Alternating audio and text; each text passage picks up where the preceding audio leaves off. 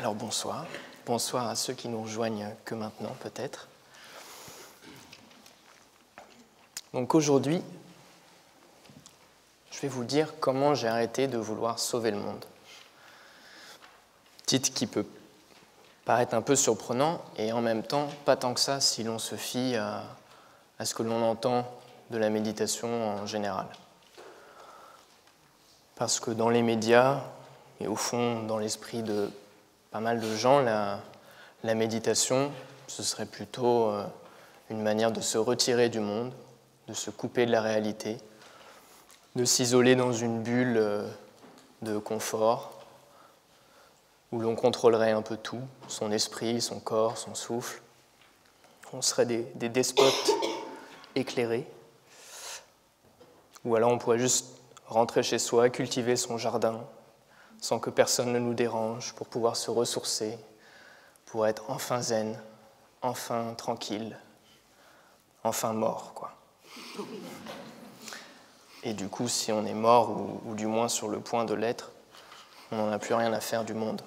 Donc, le titre ferait sens. Mais, vous en doutez peut-être, je ne vais pas vraiment vous parler de cette vision-là de la méditation, mais d'une perspective radicalement différente, qui me plaît beaucoup plus, qui est un peu moins triste. Donc je vais vous parler à partir de mon expérience de la méditation,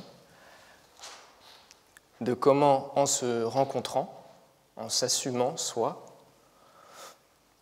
en devenant narcissique, comment on peut s'ouvrir à la vie qui est en nous, et du coup garder sauf quelque chose du monde.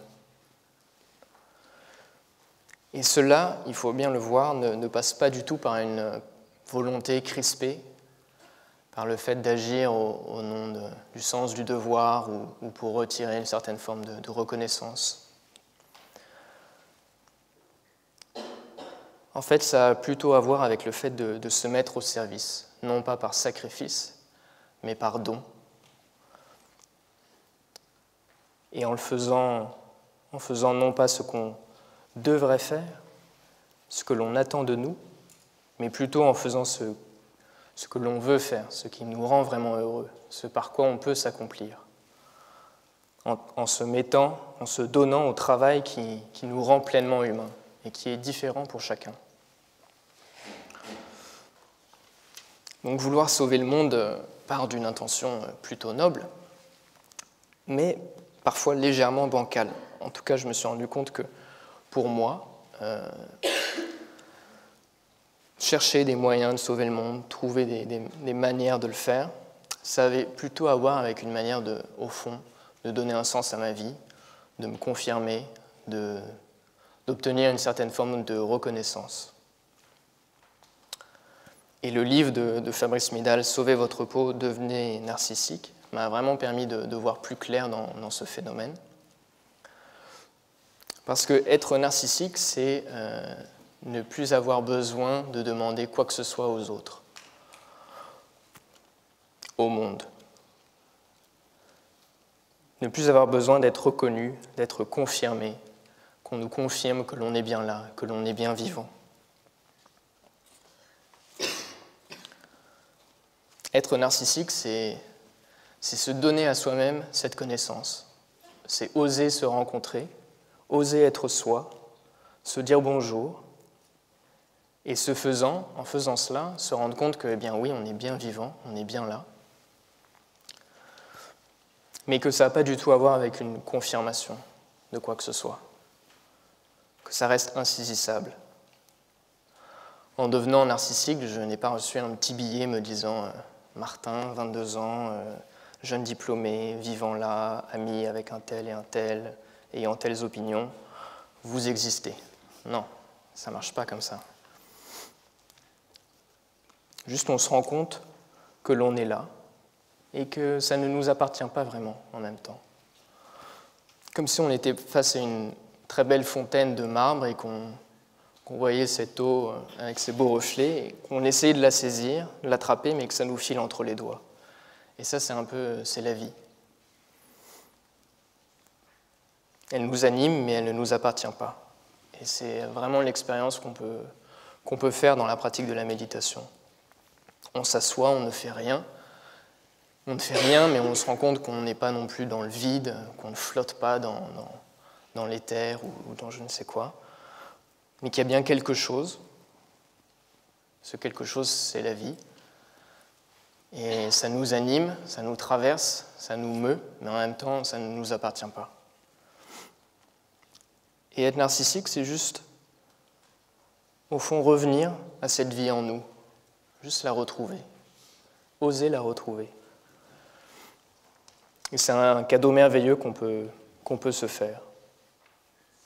Et la pratique de la méditation est un merveilleux entraînement pour cela. Mais on a tous nos manières de ne pas être narcissique, de ne pas oser se rencontrer, de ne pas oser être soi. Et au fond, l'idée de ces interventions tout au long de cette année, c'est de nous un peu faire le travail pour voir dans notre expérience comment on n'est pas narcissique, pour vous montrer que c'est quand même un travail, que ça nous paraît évident, mais en fait, qu'on a vraiment à voir, à faire l'épreuve, à faire l'expérience de comment on bloque la vie en soi. Et pour moi, ça a souvent eu à voir avec une certaine forme de culpabilité. Parce que je suis né dans une bonne famille, que j'ai eu des facilités à l'école, que j'ai eu plutôt de la chance dans ma vie, j'ai toujours eu un certain sentiment d'imposture, d'être arrivé où je suis, au fond, par chance, voire par triche, mais de ne pas vraiment mériter ma place, en fait. Et du coup, j'ai toujours eu un peu l'impression d'être endetté, de devoir repayer cela, de devoir rétablir une balance cosmique qui, pendant peut-être trop longtemps, aurait penché en ma faveur. Et donc, quel meilleur moyen de repayer ma dette que d'essayer de trouver un boulot qui sauve le monde? Alors forcément, je me disais pas forcément tout ça, mais c'était ça qui m'animait et ça a un côté très motivant. On se sent investi d'une mission, il faut que je sauve le monde, c'est super. Mais comme ça partait pas vraiment d'une envie de donner, comme ça partait plus d'un sentiment de pauvreté que d'un sentiment d'être entièrement moi, eh bien, c'était au fond plus un poids que je me fixais moi-même sur mes épaules, plutôt que quelque chose qui me donnerait de l'allant, qui me donnerait vraiment de l'énergie, de la motivation. Et puis, vu l'ampleur de la tâche, le problème, c'est qu'au fond, j'y arriverai jamais. Jamais j'arriverai à sauver le monde. Donc, j'aurais jamais fini de repayer ma dette et ça pose problème. Et la dévastation du monde est si grande qu'on se sent forcément impuissant, on se sent tout seul, on se sent démuni. Et la réponse normale face à cela, c'est de fuir ses responsabilités. Donc j'ai souvent eu envie de fuir, mais surtout là, j'ai terminé mes études et je me suis dit, ah ben là, Martin, il faut en profiter quand même. C'est peut-être le dernier moment de ta vie où tu peux faire ça, donc casse-toi. Et donc il fallait que je parte, peut-être m'acheter une moto en Mongolie, et puis traverser les déserts, prendre des photos, avoir des aventures à raconter à mes petits-enfants. Alors c'est très, très chouette, très romantique, mais quand j'ai un peu creusé pour voir, mais au fond, qu'est-ce qui m'animait dans ce désir-là de partir, j'ai vu que c'était une fuite, que c'était vraiment d'avoir peut-être un moment dans ma vie où j'aurais aucune responsabilité, où j'aurais aucune contrainte, avec toujours cette idée dans un coin de ma tête que ce serait ça, être libre. Mais, pas de bol. Être libre, c'est pas ne plus avoir de contraintes.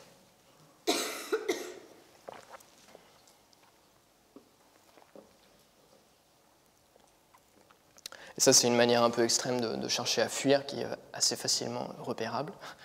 mais il y en a d'autres qui sont beaucoup plus quotidiennes, beaucoup plus insidieuses. Et pour moi, ça a été pendant longtemps une recherche du divertissement permanent. C'est-à-dire d'essayer de trouver par tous les moyens possibles une manière de me détourner de l'essentiel. Et donc tout y passait, les drogues, les filles, la fête, les séries, et encore plein d'autres trucs. Mais c'est tous ces moments où je pouvais me mettre un bandeau sur les yeux et me dire au fond, ça va, chill, c'est cool, t'es tranquille. Non, il n'y a rien, t'inquiète pas. Et ces moments où je pouvais oublier ce poids du monde que je me collais au fond moi-même sur mes épaules. Mais malheureusement, ça ne marche pas trop. Un trip, aussi intense soit-il, reste un trip, et à un moment, il faut revenir. Et là, ça fait mal. Enfin, selon le trip, mais...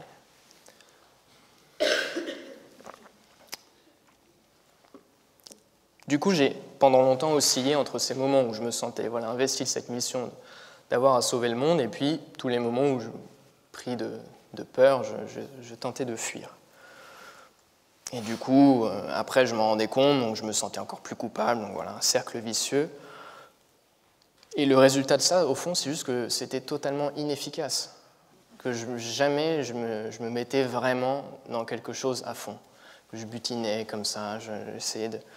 plein de trucs qui m'intéressaient pendant quelque temps. Mais j'y allais jamais par là où c'était juste pour moi, par là où je pouvais vraiment me donner à fond. Je ne m'autorisais pas cette écoute.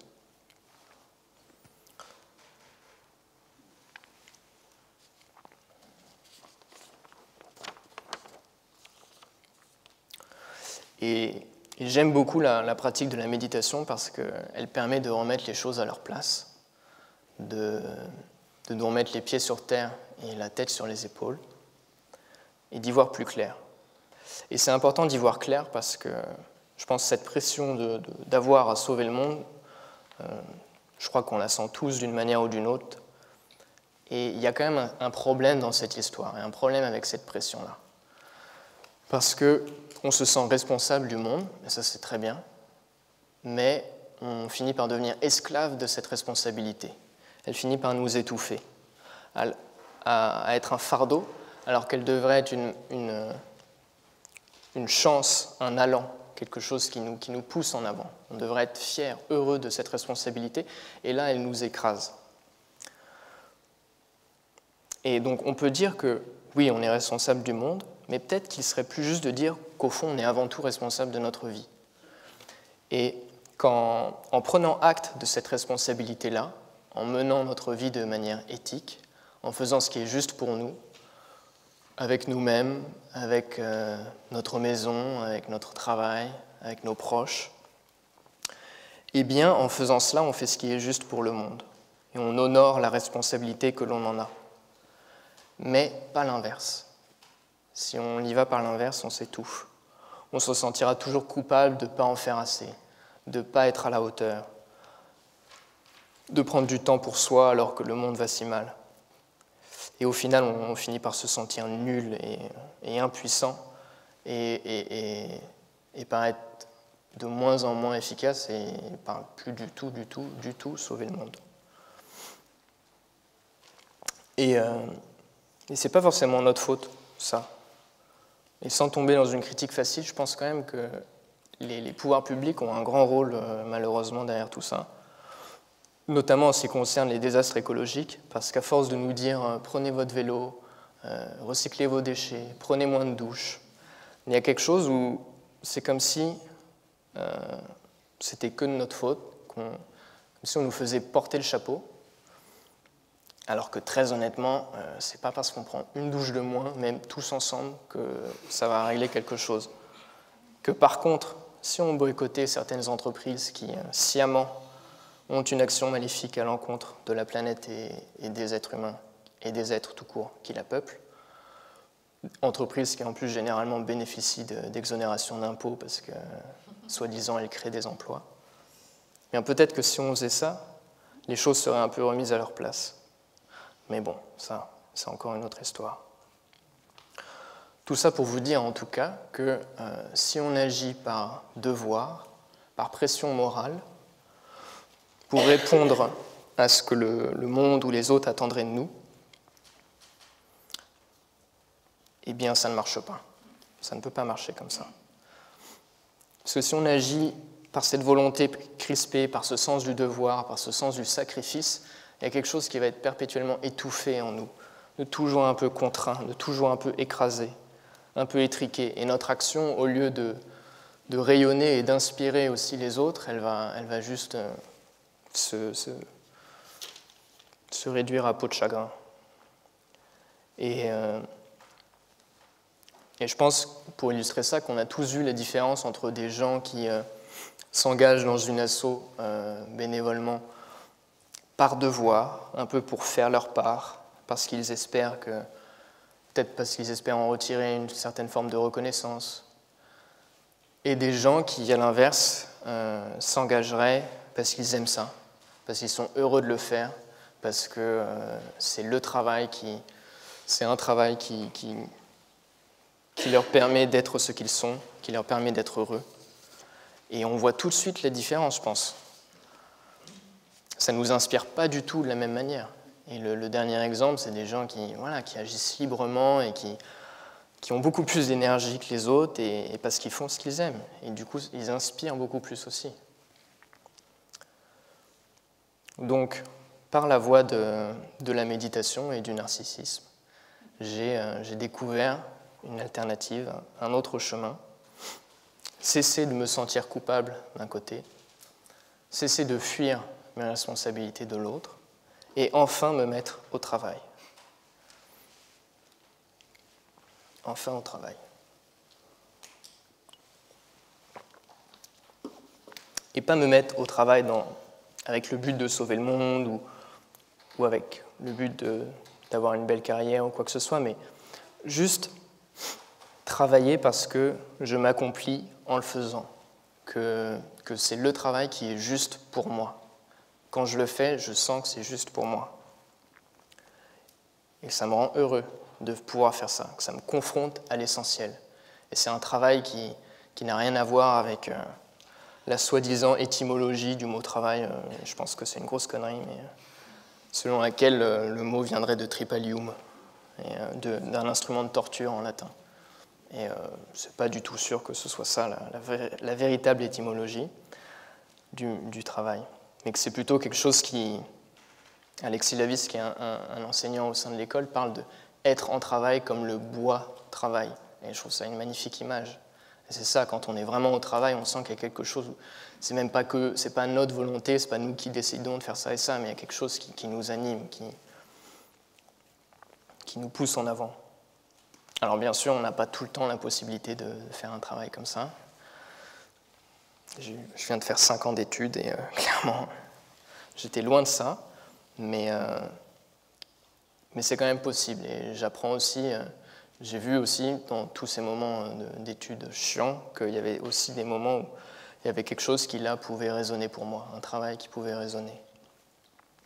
Et c'est là qu'être narcissique est vraiment important, parce que si on se coupe de soi, si sous prétexte de ne pas être individualiste, d'être altruiste ou quoi que ce soit, on finit par se couper de soi, de ce que l'on ressent, de ce qu'on sait être juste pour soi, alors on ne peut pas avancer. On peut juste... Qu'est-ce qu'on va faire dans ce monde si on ne sait pas quel est le travail par lequel on va pouvoir s'accomplir? On va toujours continuer d'errer de but en but sans jamais y être vraiment.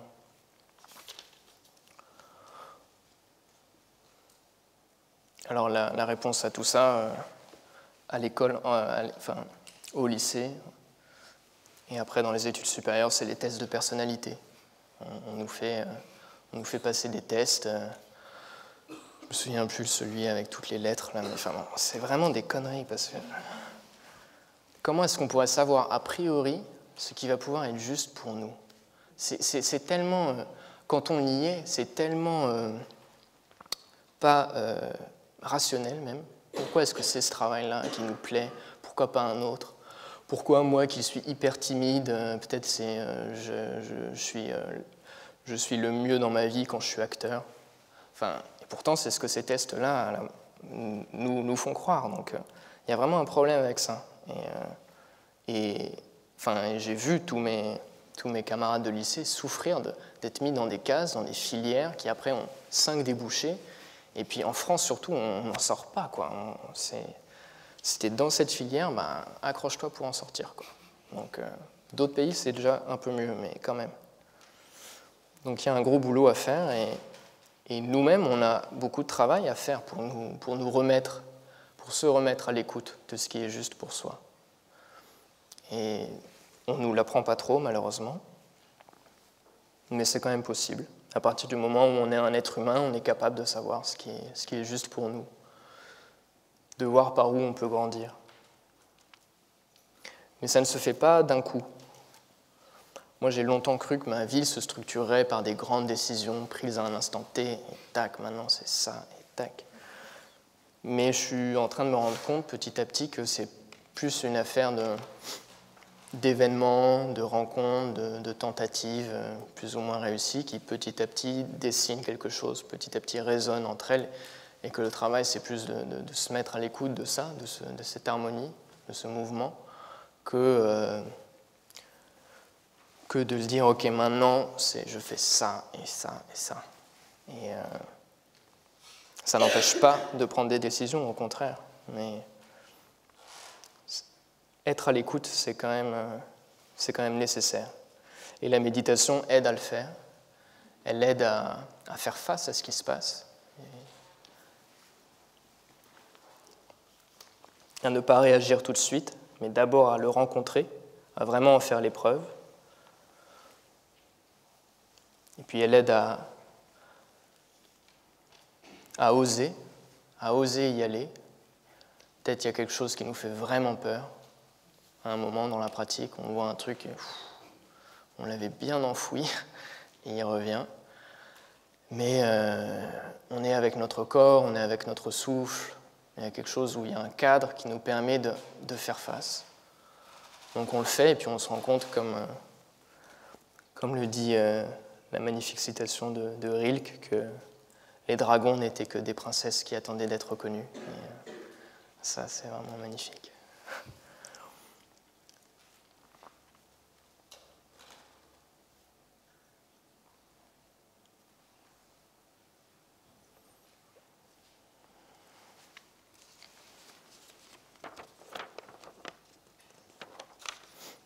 Et quand on découvre le travail qui pour nous fait sens, qui pour nous est juste, on peut vraiment s'y donner.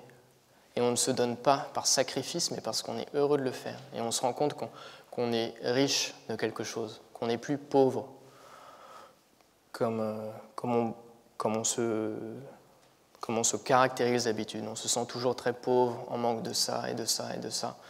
Mais on peut aussi découvrir qu'en fait on est très riche, qu'il y a plein de choses en nous qu'on ne savait pas forcément être là et qui peuvent nous aider, qui peuvent nous emmener. Et dans Sauver votre peau, il y a un passage que j'aime beaucoup, que je vais vous lire.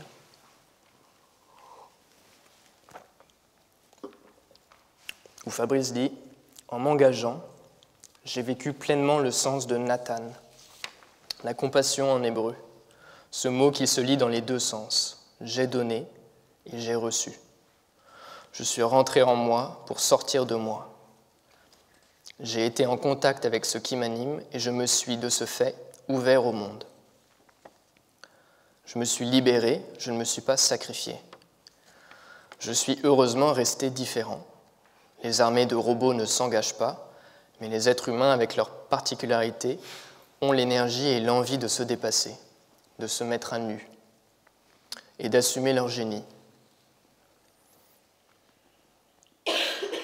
Je me suis donné et suis devenu encore plus riche des richesses que j'avais en moi et que j'avais longtemps ignorées.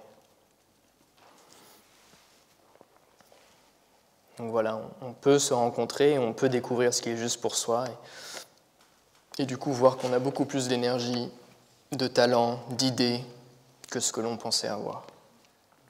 Parce que l'on se fait confiance. Et en devenant narcissique, on se rend compte à quel point on n'est pas démuni, à quel point on n'est pas seul contre le monde, mais qu'on est plutôt avec. Et donc c'est comme ça qu'on sauve le monde, en s'engageant à partir de ce qui est juste pour soi, par un libre don et non pas par pression, sens du devoir, sacrifice. Mais sauver le monde, c'est devenu une expression un peu galvaudée, un peu trop utilisée, et qui ne veut plus dire grand-chose. On imagine tout de suite une action de très grande envergure, construire un miroir géant qu'on projetterait dans l'espace pour refléter les rayons du soleil, et du coup limiter le réchauffement climatique. Des gens y ont pensé, donc j'invente rien. Mais ce n'est pas sûr du tout que ce soit comme ça que le monde puisse être sauvé. Et il y a quelques semaines, Fabrice Midal parlait du fait que, selon lui, selon son intuition, même s'il était sûr de rien, mais si le monde tient aujourd'hui, c'est parce que des individus, là où ils étaient, là où ils sont, ont tenu et tiennent quelque chose. Des individus qui, par leur travail, se sont vraiment mis à faire ce qu'ils faisaient, à être des êtres humains, qui étaient heureux de le faire, qu'ils faisaient vraiment en donnant. Et c'est ces individus-là qui permettent qu'il y ait monde, et que quelque chose du flambeau de l'humanité soit gardé, sauf. Et le monde n'existe que parce qu'il y a des êtres humains qui sont pleinement humains. Et on peut tous faire ce chemin. On peut tous y être. Et ça m'a beaucoup interloqué parce que moi, j'ai toujours pensé et rêvé au système politico-économique, écologique et sociologique qui serait parfait et qui réglerait tous les problèmes. Et même si j'ai quand même, au bout d'un moment, compris que ce n'était pas possible, j'étais quand même toujours pris dans cette optique-là. Mais là, on n'y va plus par le collectif, on y va en permettant à ce que chaque individu puisse vraiment devenir ce qu'il est. Vraiment advenir à qui il ou elle est. Et du coup, ce qui découle de ça, c'est que la valeur la plus importante pour une société, c'est l'éducation. De permettre à chacun d'être qui il est, qui il a à être. Et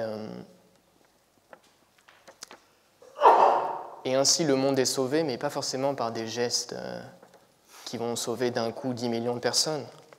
Ça peut être des choses très très très simples. Juste un sourire, un bonjour.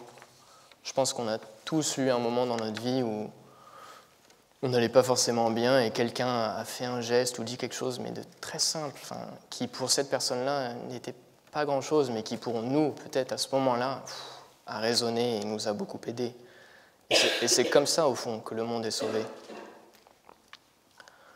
Et c'est rare qu'Internet nous fasse des cadeaux, mais là, je suis tombé sur un blog avec des dizaines de pages d'histoires toutes simples, de photos, de ces gestes héroïques du quotidien, et il fallait quand même que je vous en lise quelques-uns. Un inconnu qui en aide un autre dans le métro à bien faire son nœud de cravate avant un entretien.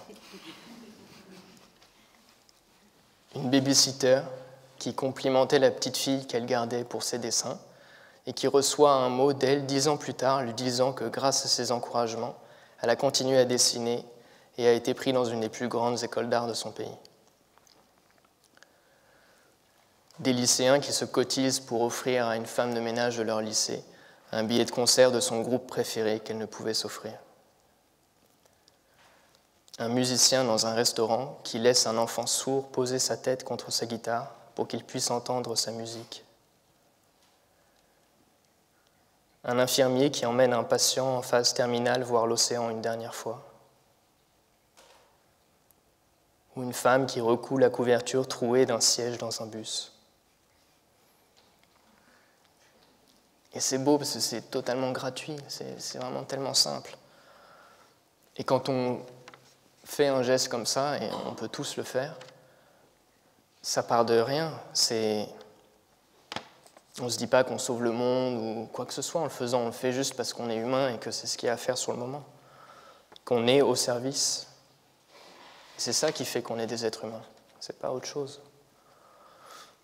Mais ça, on l'oublie, on le dévalorise tellement et on cherche des solutions miracles qui, au final, causent toujours beaucoup plus de douleur qu'elles n'en soulagent. Alors qu'on sait tous que l'essentiel, il est déjà là, il est dans ces petites choses simples où on se donne. Et au fond, peut-être qu'à la place de dire sauver le monde, qui reste une expression un peu abstraite et inaccessible, on pourrait parler de sauver la vie. Et on peut tous sauver la vie. Sauver la vie en nous et sauver celle des autres. Dire bonjour, se dire bonjour, bien s'habiller, bien faire à manger, être pour de bon au travail, faire l'amour pour de bon, faire toutes ses lessives. En sauvant la vie en nous, c'est-à-dire en la rencontrant, en osant la rencontrer, lui faire de la place, en écoutant ce qui est juste pour nous, alors on sauve quelque chose de beaucoup plus vaste que nous. Et on se rend compte qu'il n'y a pas de limite, en fait, qu'on peut vraiment le faire, et qu'on peut vraiment donner et donner, qu'on est riche, qu'on est beaucoup plus riche que ce que l'on pensait. Donc on sauve la vie en soi et on sauve celle des autres.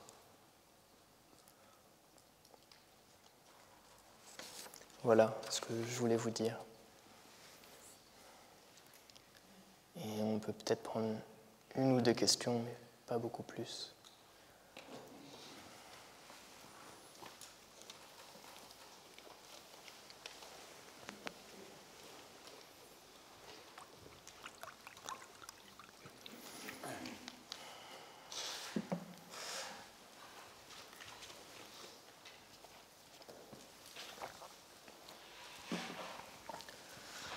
Bonsoir. Bonsoir. Je suis Sarah. C'est pas vraiment une question, c'est une remarque suite à votre enseignement. Merci beaucoup d'abord pour ce témoignage et ces paroles. J'ai bien compris et je vais parler contre, mais j'ai bien entendu tout ce que vous disiez sur les petits gestes essentiels, le don et l'engagement vers ce qui est juste pour nous. Et ça fait plusieurs semaines que ce devenir narcissique que j'ai un petit peu envie de dire, certes, je comprends bien que Fabrice Midal et vous-même, vous ne dites pas narcissique dans l'acception qu'on en a, c'est-à-dire complaisant, autocomplaisant, tout ça. Mais à force d'entendre ce qui est juste pour soi, oui, il y a ce qui est juste pour soi, et puis je pense qu'il y a aussi ce qui est juste, la justice, le droit. Et que vous dites, c'est pas, on va pas dans le collectif, c'est chacun. Oui, mais le collectif pourrait exister. C'est-à-dire que d'une certaine façon, j'ai l'impression que ce discours, il est tout en ayant c'est un peu dialectique, hein, ce que je dis, tout en ayant le côté plus, mais le côté moins, il est un peu, permettez-moi, libéral dans le sens individualiste. On est responsable chacun de soi, on est responsable chacun de son bonheur, on est responsable chacun de sa vie, mais il y a des choses qui s'appellent aussi l'oppression, l'injustice sociale.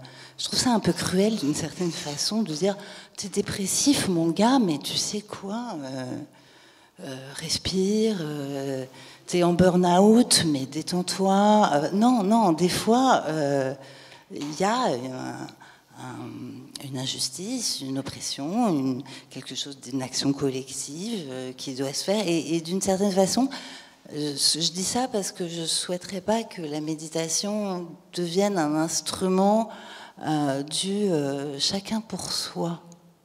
Voilà, c'est juste ce que je souhaitais dire.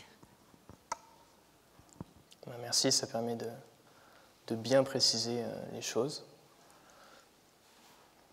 Je crois qu'une expérience qu'on peut faire dans la méditation, une expérience imminente, c'est de se rendre compte qu'on est pas aussi séparés du monde que ce qu'on pensait.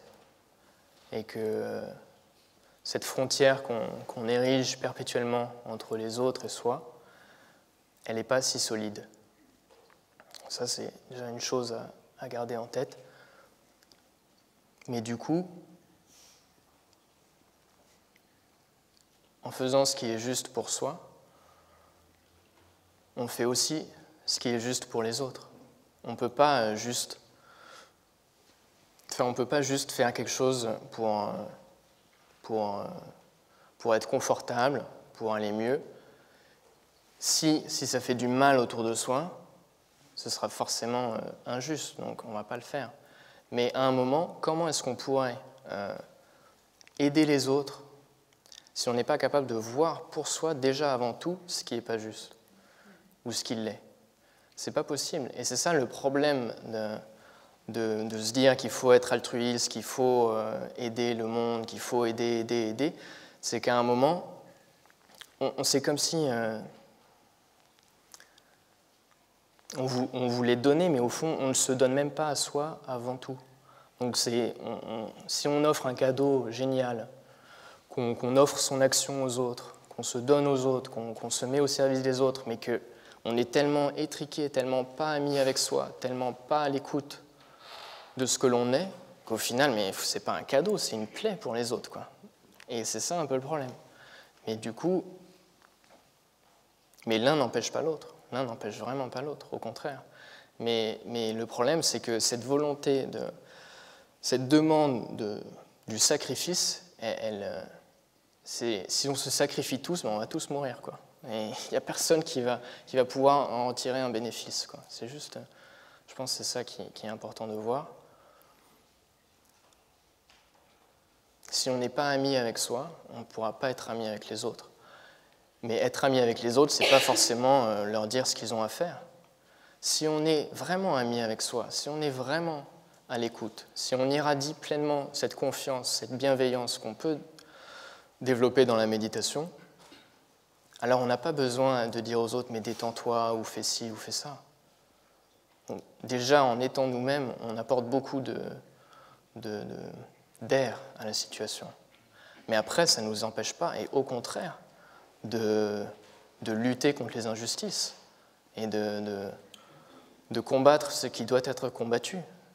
Mais on ne pourra pas le faire si on le fait juste, si on se dit moralement « ah ça c'est mal, donc il faudrait que je fasse quelque chose contre ça ». Ce n'est pas du tout la même chose que si je ressens, je vois ce que c'est et je ressens la douleur que ça me cause, la douleur que c'est pour les proches ou pour le monde, et là je vais vraiment pouvoir agir. Mais si je me dis « ah, j'ai été élevé comme ça, j'ai cette morale, etc. », ça va rester une action en surface.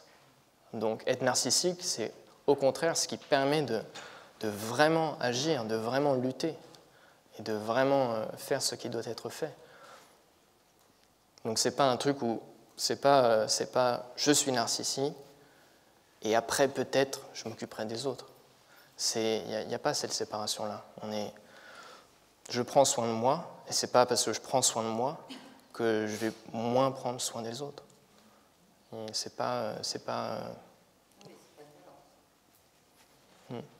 Mais vraiment, en pratiquant petit à petit, on voit qu'en se donnant de l'amour, on peut du coup en donner encore plus aux autres. Non, mais l'inverse n'est pas vrai. J'avais bien compris que ce n'était pas des vases communicants. Ce que je veux dire, c'est qu'il n'y a peut-être pas une main invisible comme la main invisible du marché qui, si chacun suit son propre intérêt, va finalement faire un... Non, ça, c'est juste ça. Ce que je veux dire, j'entends très bien votre argument et je le trouve assez juste, on n'est pas coupé du monde. Donc, on peut être soi et relié. Voilà, je voulais juste souligner l'autre aspect, c'est le collectif peut aussi être une valeur.